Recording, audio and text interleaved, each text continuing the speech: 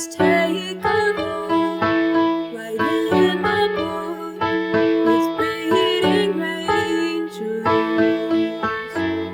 We're reading rangers.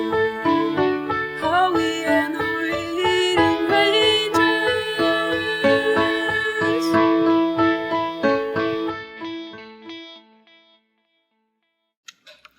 Hi, I'm Ranger Delaney, and today we're working on the Explore badge. Today, I'm going to be reading Birds of a Feather, a book in Braille, written by my friend Zephaniah Haley and illustrated by me, Delaney Revis. Birds of a Feather, a book in Braille, by Zephaniah Haley and illustrated by Delaney Revis.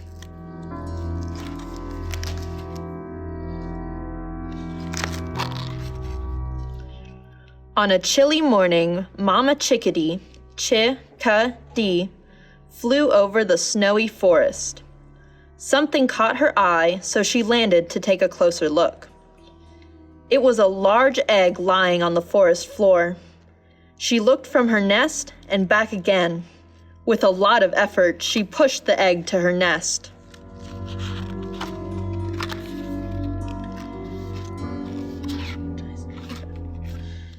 Now, with the egg safely nested with her other eggs, Mama Chickadee, in a huff, sat on her new egg.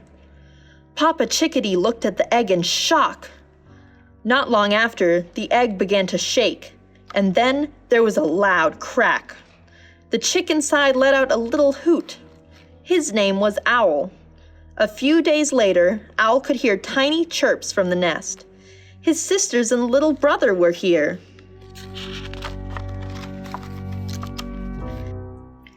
As time passed, they began to grow.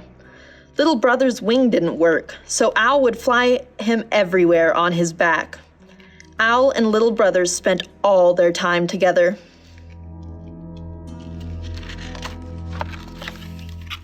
One spring evening, Owl was sitting outside the nest when little brother joined him. "Hey, Owl, we should visit older sister's nest sometime. Did you hear that her eggs are due to hatch soon?" chirped little brother. "That's nice," Owl quietly hooted. "What's wrong?" little brother asked. "I don't know. I've just been really tired lately. I can't seem to sleep at night like you do," answered Owl. "Maybe the new birds in the forest will know. Let's ask them tomorrow. Good night, Owl." Owl had just fallen asleep as the sun was coming up the next morning. Little brother yelled, "Owl! Owl! Owl! It's time to wake up! Let's go!" I'm up, groaned Owl as he ruffled his feathers. Owl flew from the nest with little brother on his back. Little brother shouted over the wind, "I talked with Mama, and she said the other birds are down by the lake. We should start there." Owl sailed down to a low-hanging branch. "There they are," said little brother, hopping off of Owl's back. "Excuse me." Two different birds turned to face them. A long-necked duck, and a colorful parrot. The parrot was missing one of her legs. "Hey, you, what are you doing up there?" questioned Duck loudly. "Manners, Duck." "Good morning, darlings. You must excuse Duck. She's deaf in one ear." "How can we help you?" cooed Parrot.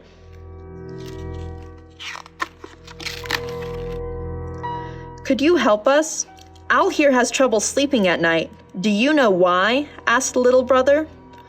"Well, that is a problem now, isn't it?" huffed Parrot as Duck helped her balance on her one leg. "I'm afraid we can't help you, but if you head north, Crow might."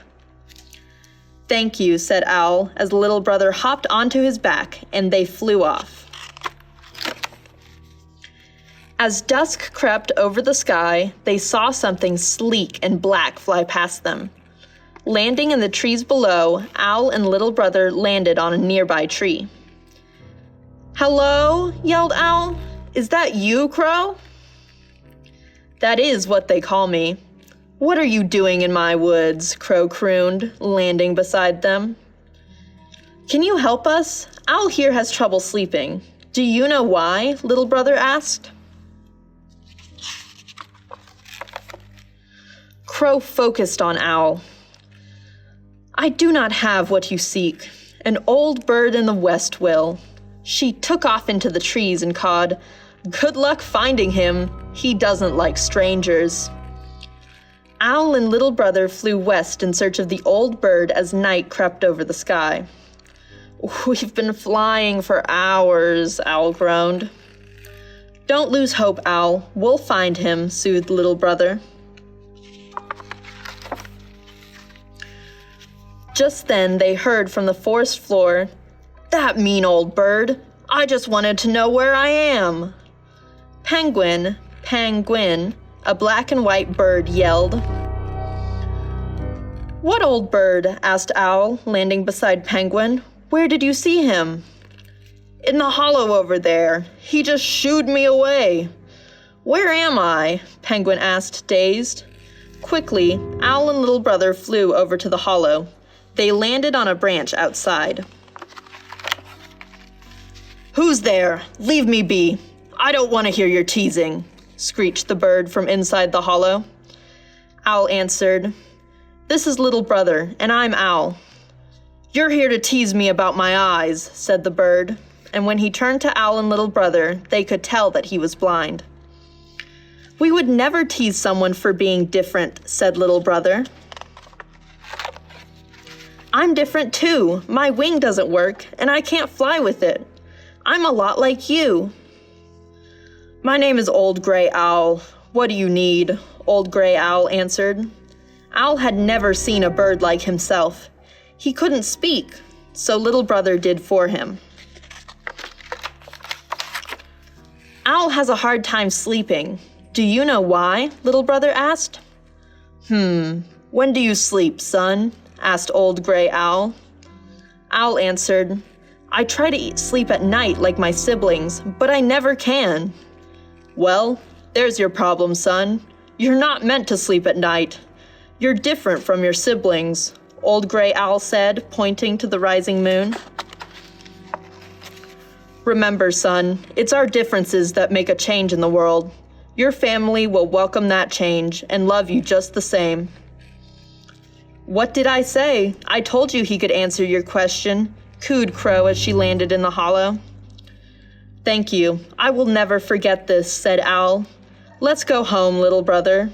They turned from the hollow and made their way home. Owl and Little Brother were happy to be home. Owl now knew he was different, and he loved himself despite it.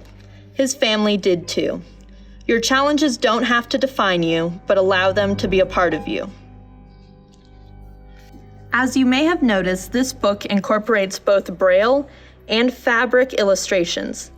This was so that people who are visually impaired could also read and enjoy this book, along with being able to experience the illustrations in the same way that you can. My challenge for you is to make a list of things that make you unique.